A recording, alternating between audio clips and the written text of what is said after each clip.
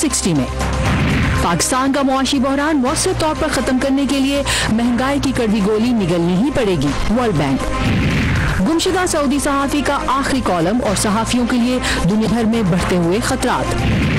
और अमरीकी film industry की इस हफ्ते की हम खबरें इस हफ्ते के हॉलीवुड हाइलाइट्स में।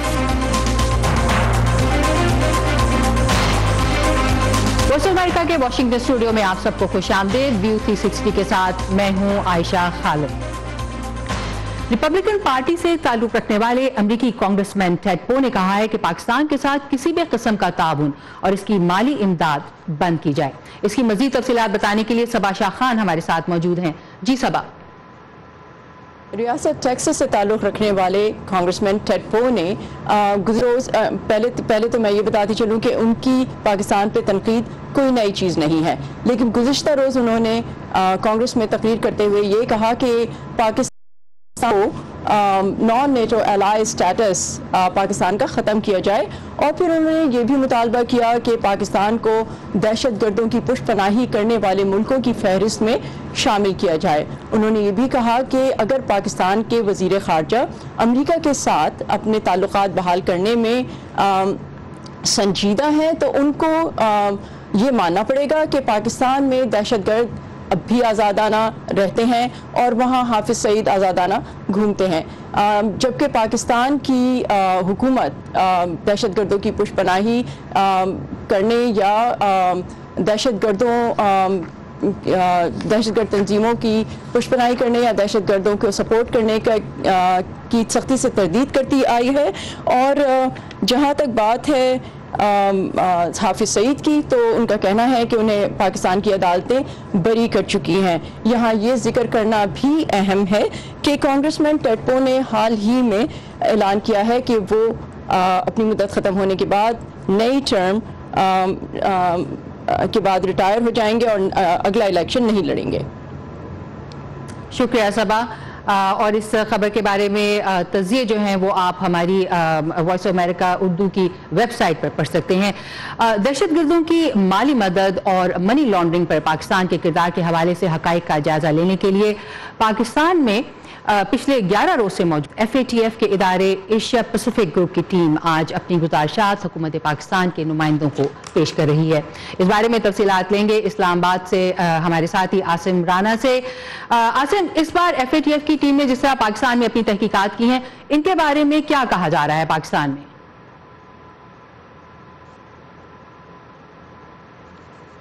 Asim, can you hear me? Asim से शायद हमारा राब्ता जो है वो नहीं हो पा रहा है। अगर प्रोग्राम में आगे चल के आसिम हमें मिल जाते हैं तो हम उन्हें लेंगे और इसके बारे में FATF की पाकिस्तान में जो सरगर्मियां रही हैं उसके बारे में हम तफसील आप तक पहुंचाएंगे। जैसे कि मैंने आपको बताया कि FATF की टीम जो है वो अपनी रिपोर्ट जो है पिछले 11 दिनों के दौरान जो उसने तैयार की है पाकिस्तान के मुख्तलिफ इदारों के साथ अपनी गुफ्तगू शुनीद के बाद, पाकिस्तान में अपनी तहकीकात के बाद, वो आज हुकूमत पाकिस्तान को पेश कर रही है। अगर FATF पाकिस्तान को देता है तो पाकिस्तान की पहले से बढ़ती हुई माली मुश्किलात में इजाफा हो सकता है। मुल्क के ज़र मुबादला में कमी और डॉलर की कीमत में लगातार इजाफा मुल्क के अंदर और बाहर पाकिस्तान के मौशी इस्तेहकाम पर सवालात उठा रहा है। असदुल्ला खालिद ने इन सवालात के जवाबात जानने की कोशिश की है वर्ल्ड बैंक के पाकिस्तान के lead economist Enrique Blanco Armas से। असद इस वक्त हमारे पास मौजूद हैं, लेकिन जब तक असद हमें ज्वाइन करते हैं इस वक्त देखते हैं हम उनका पैकेज। वर्ल्ड बैंक की जानिब से इसी माह शाया होने वाली report the South Asia economic focus budget crunch अगले 2 सालों को पाकिस्तान के लिए इंतहाई नाजुक करार दे चुकी है। हाल ही में डॉलर के मुकाबले में रुपए की कदर में शदीद कमी ने इस सूरत हाल की संजीदगी को स्पॉटलाइट में ला खड़ा किया है। वर्ल्ड बैंक के लिए पाकिस्तान के कंट्री इकोनॉमिस्ट इस सूरत हाल के हवाले से हुकूमत की पिछली 2 सालों की मालियाती पॉलिसी को मोरूद इल्जाम ठहराते हैं। पाकिस्तान ने अमूमी तौर पर पिछले 10 सालों में और खास तौर पर गुज़िश्ता 3 सालों में रुपए की कदर को मसनूई तौर पर मुस्तहकम रखा, जिसकी वजह से पाकिस्तान दूसरे ममालिक के मुकाबले में अपनी मसाबकती बर्तरी खो बैठा है। We are actually losing value against the dollar, and that has affected Pakistan competitiveness. Pakistan में गैस की कीमतों में 100% से ज़ायद तक का इजाफा हो चुका है। صارفین تک بجلی پہنچانے والی کمپنیز کی ناقص کا بوجھ بھی بلز میں اضافے کی صورت میں عوام پر ڈالنے کی تیاری کی جا چکی ہے۔ مہنگائی سے عوام پہلے ہی پریشان ہے۔ عالمی بینک سمیت کئی عالمی مالیاتی اداروں کی جانب سے معاشی بحران کے حل کے لیے تجویز کیا جانے والا ایک حل سبسڈیز کے موجودہ نظام میں نمایاں تبدیلی بھی ہے۔ Best way to support the poor is through direct cash transfer. Pakistani حکومت کو عوام کو ریلیف دینے کے لیے براہ راست سبسڈیز پر توجہ دینی ہوگی، ورنہ موجودہ نظام کے مطابق سبسڈیز میں دی گئی بڑی رقوم کا فائدہ حقدار لوگوں تک نہیں پہنچتا۔ I think CPEC has tremendous potential for Pakistan. تاہم سبسڈیز کے خاتمے کا مطلب ہوگا مہنگائی میں مزید اضافہ۔ پاکستانی عوام پر پڑنے والے مہنگائی کے اس ممکنہ بوجھ کے بارے میں انریکے کہتے ہیں کہ معاشی بہتری کے لیے یہ کڑوی گولی نگلنا ہی پڑے گی۔ Investments in energy. پر جس طرح پاکستان میں توانائی، مواصلات اور بنیادی ڈھانچے منصوبوں میں سرمایہ کاری ہو رہی ہے، پاکستانی حکومتوں کو معاشی سمت درست رکھنے کی صورت میں پاکستان کو سی پیک کا بہت فائدہ ہونے کے امکانات ہیں۔ اتنی بڑی سرمایہ کاری کے منصوبوں کو بہت محتاط انداز میں چلانے کی ضرورت ہوتی ہے۔ پاکستان سے جس طرح اس وقت متعلقہ افراد ان منصوبوں کو چینی حکام کی مدد سے چلا رہے ہیں، اس کو اسی طرح چلانے کی ضرورت ہے۔ پاکستان میں سی پیک اکثر عوام اور اداروں کے لیے ایک حساس موضوع کے طور پہ سامنے، خاص طور پر آئی ایم ایف سے کسی ممکنہ بیل آؤٹ کے تناظر میں چینی قرضوں پر امریکی تحفظات کے بعد۔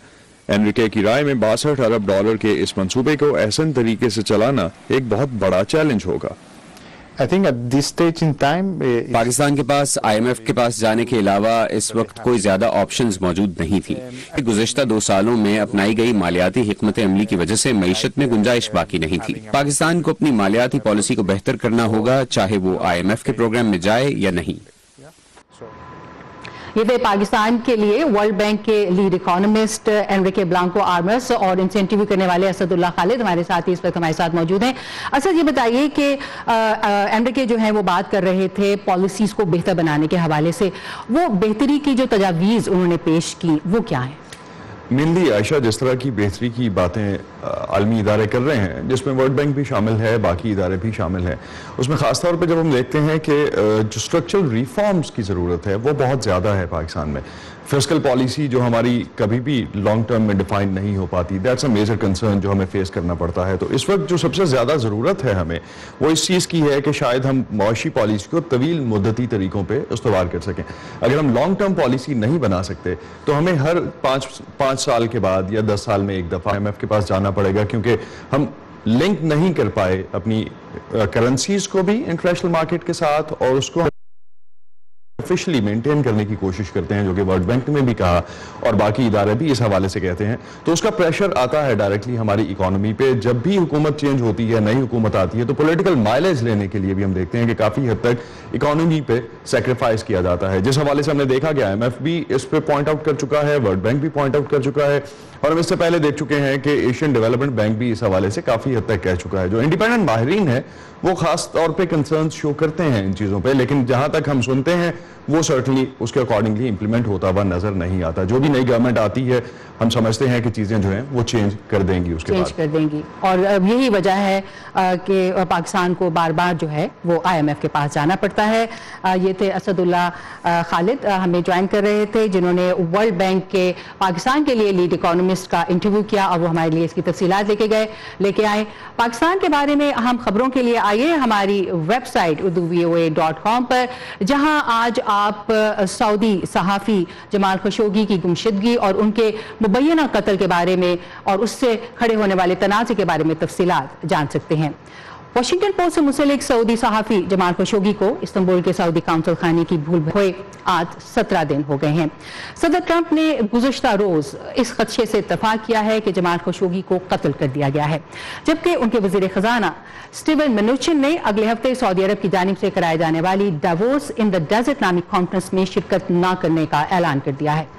واشنگٹن پوسٹ نے کل ہی کے روز جمال خشوگی کا اخبار کے لیے لکھا گیا کالم شائع کیا ہے، جسے اخبار نے ان کا آخری کالم قرار دیا ہے۔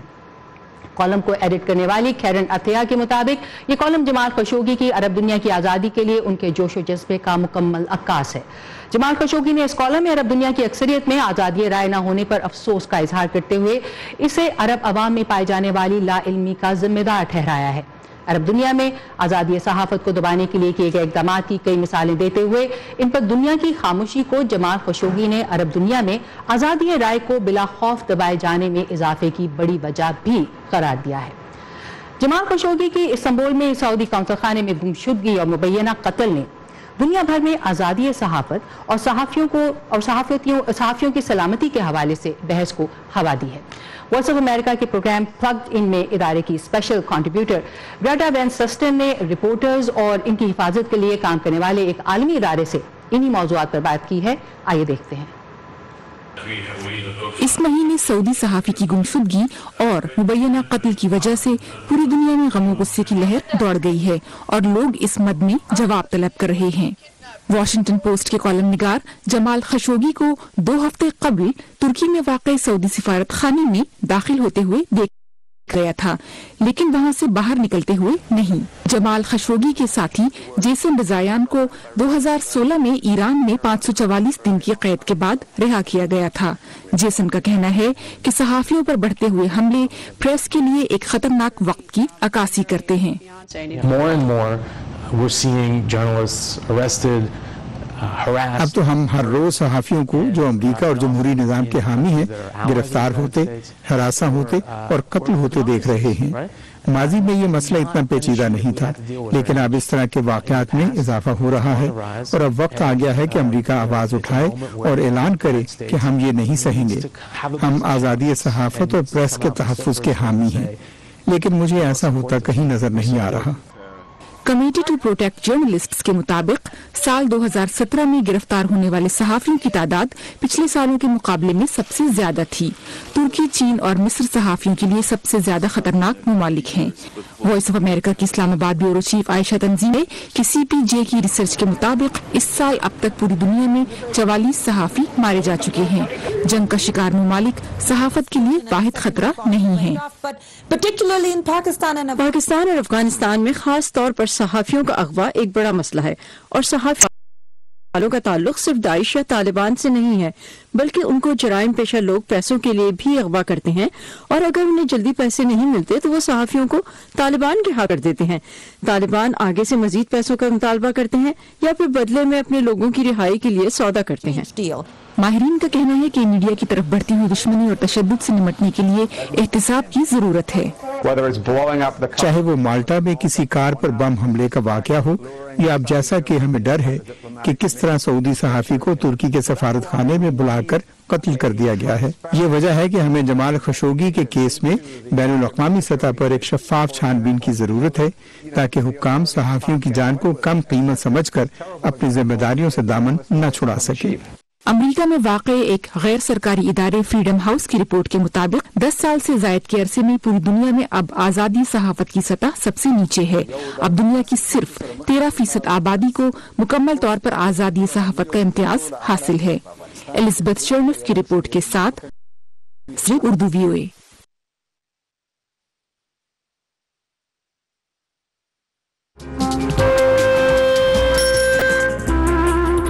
ابا جیسے کروڑوں لوگ جہاں ہر روز ایمانداری سے کام پر لگے ہوں،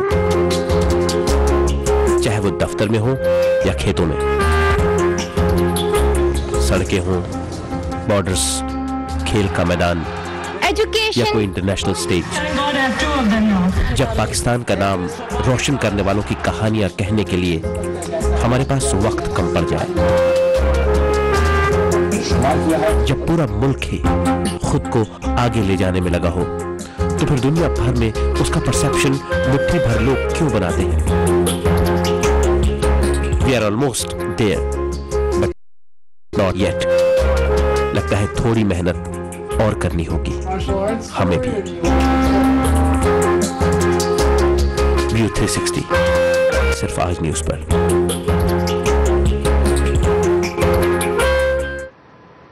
پاکستان میں نئے نئے شاپنگ مالز بن رہے ہیں جہاں ہر وقت خریداروں کا رش رہتا ہے، لیکن دوسری جانب لاہور شہر کے تاریخی بازاروں کی تنگ گلیوں میں لٹکتی بے ہنگم تاریں دکانداروں اور راہگیروں کا خطرہ ہیں۔ اس صورتحال کو بہتر کرنے کے لیے کیا اقدامات اٹھانے کی ضرورت ہے اور کیا کیا جا رہا ہے، اس بارے میں دیکھیے یہ رپورٹ۔ अंजुमन ताजरान पंजाब के सर्वे के मुताबिक 60% लाहौरी कपड़ों, जूतों, जेवरात और दीगर ज़रूरियाती ज़िंदगी की खरीदारी के लिए शाह आलम मार्केट, रंग महल, अनारकली और इचरा के बाजारों का रुख करते हैं, जहां 10 में से 7 सारिफ कम से कम 5 घंटे मनपसंद अशिया ढूंढने और खरीदने में सर्फ करते हैं। लेकिन शाह आलम मार्केट और अनारकली में वक्तन फोक्तन आतिश ज़दगी के वाक़यात यहाँ आने वालों के तहफ़्फ़ुज़ पर सवालिया निशान बन जाते हैं। कस्टमर आने को यहाँ पे दिल नहीं करता कस्टमर का, क्योंकि तारे हैं, देखो तारों का हाल आप देखें कि आए दिन शॉर्ट सर्किट, आए दिन लोगों के कितने कितने करोड़ों अरबों के नुकसान हो गए यहाँ पे। हमने कई दफ़ा वापडा वालों से कोऑर्डिनेशन करके इसके मुतालिक बातचीत की है। हमने कहा आप अपना पैसा खर्च ना करें, पैसे हम खर्च करेंगे, इस तारों के निज़ाम को बेहतर किया जाए, लेकिन वो अनसुनी करते हैं इन बातों को। बिजली के बेतरतीब लटकते और गुच्छानुमा तार हुकाम के छुपे नहीं, ताहम इस मसले के बारे में अमेरिका ने कई बार लेस्को से राब्ता किया, लेकिन जवाब नहीं मिला। शहर भर के बाजारों में तजावजात की भरमार ने भी रास्ते तंग किए हैं। हादसात की सूरत में रेस्क्यू टीमों की रसाई इंतहाई मुश्किल हो जाती है। माहिरीन कहते हैं कि बिजली के बोसीदा तारों को बदलने से पहले इदारों के खस्ता हाल निज़ाम को ठीक करने की ज़रूरत है। ज़्यादातर यहाँ फायर शॉर्ट सर्किटिंग वगैरह से लगती है, और दूसरा हम फॉल सीलिंग वगैरह प्रोवाइड करते हैं, अमूमन इंस्पेक्टेबल नहीं होती, तो एक दफ़ा सारी सर्विसेज उसके अंदर बंद हो जाती हैं, उनको ना रिपेयर किया जाता है ना इंस्पेक्ट किया जाता है। एस्केप्स जो हैं वो एडुकेटली प्रोवाइडेड नहीं है, सफोकेशन के बहुत केसेस होते हैं। इदारों के अलावा माहिरीन दुकानें, तामीर और इस्तेमाल करने वालों को भी क़वानीन पर अमल दरामद का पाबंद करने पर जोर देते हैं। सबसे पहले आपको डाटा चाहिए होगा कि कितनी बिल्डिंग है, कितनी एज की है, कितना स्टॉक, कितने स्टोरेज है, ओनरशिप का पैटर्न क्या है, और फिर आप उसके हिसाब से स्ट्रैटेजी डिज़ाइन करेंगे। अगर 1975 में एक इदारा बना था तो बड़ा फ़र्क है, अब उसको 1975 का कंस्ट्रक्शन ट्रेंड नहीं देखना, उसको आज के कंस्ट्रक्शन के चैलेंजेस को मीट करना है। तो इसलिए इदारों से लेकर आपको रूल्स भी चेंज करने होंगे, आपको अपनी वर्क फोर्स को भी ट्रेन करना होगा जिसने जाना है, आपको अपनी कम्युनिटी को भी ट्रेन करना होगा। माहिरीन कहते हैं कि हिफाजती इक़दामात से सिर्फ ये कहकर जान नहीं छुड़ाई जा सकती कि ये पुराने बने हैं। मसले का हल मुश्किल जरूर है, इनके नहीं। समन खान, उर्दू VOA, लाहौर।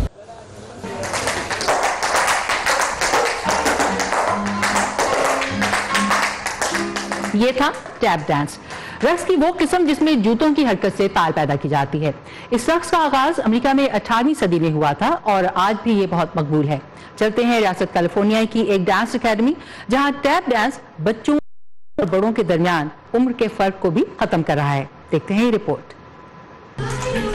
अमरीकी रियासत कैलिफोर्निया के शहर अल्बानी के एक कम्युनिटी सेंटर में बच्चियां फर्श पर डांस कर रही हैं। डांस के दौरान पैदा होने वाली खास आवाज उनके जूतों के नीचे लगे मेटल टैप या धाती तलों के बायस है, इसीलिए इस रक्स को टैप डांस का नाम दिया गया है। Tap dance is a kind of dance. It's fun because of the tap sound on your shoes. They said that it's louder than ballet. It makes more noise. अभी तो ये बच्चियां इन क्लासेस से महजूज हो रही हैं, लेकिन गुजरते हुए वक्त के साथ मुमकिन है उनका ये शौक खत्म हो जाए। लेकिन 13 साल चैन स्ट्रॉन्ग पर ये बात पूरी नहीं उतरती। उन्होंने ये रक्स तकरीबन 10 साल पहले सीखना शुरू किया था। लंदन में वाक़ रॉयल एकेडमी ऑफ डांस में इस देते हैं। ये एकेडमी दुनिया के सबसे नामवर डांस स्कूल्स में से एक है। टॉम का कहना है कि वो जिस करियर में भी जाएंगे वहाँ वो टैप करने के लिए कोई जगह जरूर तलाश कर लेंगे। If I do something like music, then I'll definitely use it to influence a lot of my music, and if I do something like dance, will most likely pursue it as a secondary. ये रक्कास सालों से tap dance कर रहे हैं। आज से 2 रोज बाद मैं पूरे 90 साल का हो जाऊंगा। ये एक तरह की वर्जिश है और मुझे ये ताल पसंद है। ये मौसीकी, अगर आप वर्जिश करें तो इस रक्स की ये ताल आपको हरकत में लाएगी। All my worries. ये रक्स करते हुए मैं अपनी तमाम परेशानियां भूल जाती हूँ। 85 साला जोएन यंगर्ट के ख्याल में टैप डांस उनकी जिंदगी में होने वाली सबसे ज्यादा खूबसूरत चीज है। मैंने हर तरह के डांस किए हैं, बैले और मॉडर्न डांस। मैंने तकरीबन 20 साल मॉडर्न डांस की तालीम ली है। मैं टैप डांस का इस्तेमाल जरूर करती हूँ क्योंकि मुझे इससे मोहब्बत है। ये एक अच्छी वर्जिश है। ये दिमाग को चाको चौबंद रखती है क्योंकि इस रक्स में आपको हर बार नई हरकत सीखनी पड़ती हैं। यंगर्ट का कहना है कि हर इंसान को डांस सीखना चाहिए और कम उम्र से। मेरे घर में एक बच्चा इजाफा हुआ है, मेरी पोती, जो अब 3 महीने की है, और मैं बेसब्री से उस दिन का इंतजार कर रही हूँ जब उसे भी टैप डांस सिखा सकूं। यंगर्ट उम्मीद करती हैं कि एक दिन उनकी पोती उनकी डांस क्लास में शामिल होगी और इस रक्स की खुशगवार थाप हमेशा जिंदा रहेगी। शैली शैलेंडर की रिपोर्ट के साथ सहर माजिद, उर्दू VOA। अमेरिका और दुनिया के कुछ दूसरे हिस्सों में मकबूल हॉलोवीन के त्यौहार को अभी कुछ ही रोज बाकी रह गए हैं। हॉलोवीन की बात हो और हॉरर फिल्म की बात ना हो, ये तो हो नहीं सकता। खबर यह है कि अब ब्लॉकबस्टर हॉरर फिल्म अ क्वाइट प्लेस का सीक्वल तैयार करने की तैयारियां की जा रही हैं। हॉलीवुड से और क्या खबरें हैं जानते हैं आज के हॉलीवुड हाइलाइट्स में। Welcome to our world. Hollywood के कुछ अदाकाराओं का कहना है कि बच्चों की फेरी टेल मूवीज गलत रवैयों को नॉर्मल बनाकर दिखा रही हैं। अदाकारा केरा नाइटली ने तो अपनी बेटी को ऐसी फिल्में देखने से ही मना कर दिया है जिनमें एक शहजादी को मुश्किल से निकलने के लिए शहजादे का इंतजार होता है। जबकि अदाकारा क्रिस्टियन बेल ने एक इंटरव्यू में स्नो वाइट की कहानी की मिसाल देते हुए कहा कि एक ऐसी कहानी जिसमें सोई हुई लड़की को कोई चुन सकता है, जिनसी हरास को काबिल कबूल बनाने जैसा है। Mirror, mirror on the wall, who's the fairest of them all? Snow White. James bond का किरदार अदा करने वाले डैनियल क्रेग को उनके मद्दाहों ने एक अल्टीमेट हीरो करार दे दिया है। हाल ही में डैनियल क्रेग की एक तस्वीर सोशल मीडिया पर आई जिसमें वो अपनी बेटी को उठाकर चहलकदमी कर रहे थे। बरतानवी टीवी एंकर पियर्स मॉर्गन ने ट्विटर पर उनके बच्चा उठाने के तरीके को तनकीद का निशाना बनाते हुए गैर मर्दाना करार दिया। बस फिर क्या था, ट्विटर की दुनिया से बाप डैनियल के दिफा में सामने आ गए।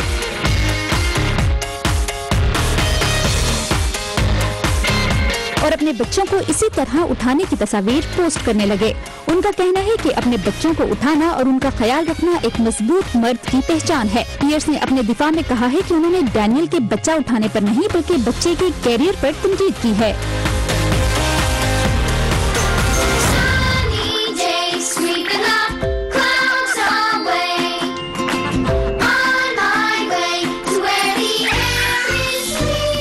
शो से बच्चों के पसंदीदा प्रोग्राम सेसमी स्ट्रीट में बिग बर्ड और ऑस्कर दी ग्राउच की आवाज को अलविदा कहने का वक्त आ गया है।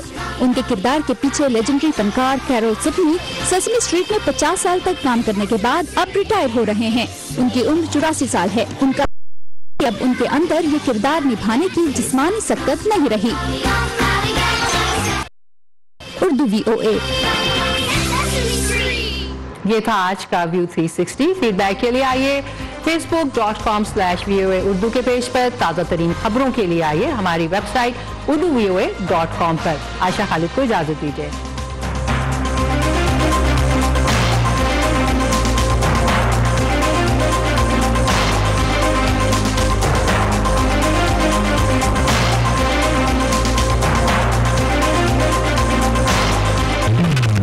ताज़ा तरीन खबरें, अहम वाक़यात, ऑडियो वीडियो रिपोर्ट्स और तज्ज़िये देखने, सुनने और पढ़ने के लिए डाउनलोड कीजिए VOA उर्दू की नई ऐप। अब हर वक्त आपकी मुट्ठी में।